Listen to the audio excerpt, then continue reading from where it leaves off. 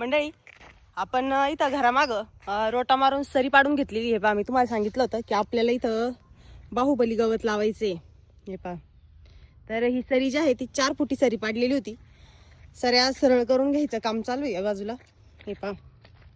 कारण सगळीकडून सरी पाडत आल्यानंतर इथं कडेला 2 आडवे दंड टाकलेले होते, पण आपल्याला दंड फक्त त्या बाजूला ठेवायचं आहे. त्याच्यामुळे ह्या सऱ्या ज्या आहेत त्या सरळ करून घ्यायचं काम चालू आहे. शेवटी एकदम निब्बर आहे इथं हे पहा. तर त्याच्यामुळं खांदून व्यवस्थित ते सरळ करून घ्यावं लागतं. दादा डोक्याला का म्हणून काही नाही बांधलं हो? लय ऊन आहे. रुमाल आणू तुम्हाला? हा मी रुमाल आणून देते तुम्हाला. सध्या ऊन इतकं डेंजर आहे ना मंडळी का बस नुसतं असं तडकत आहे.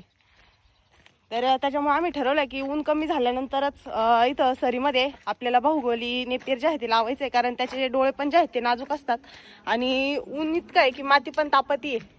डोळे जर चांगले उतरले जरी तरी पण ते उन्हाने खराब होऊ शकतात. तर त्याच्यामुळे आमचं ठरलंय की ऊन कमी झाल्यानंतरच आम्ही नेपियरची लागवड जी आहे ती करणार आहे. ना एक रुमाल देता का हो? अयो दादू उठला. दादू उठला आता परत त्याला झोपी लावलंय. थोडासा अधून मधून कसा जागसूत झोपत होतो. घरी आहेत का नाही बघायला. धरा दादा. रुमाल नाही सापडला पण टोपी सापडली मला.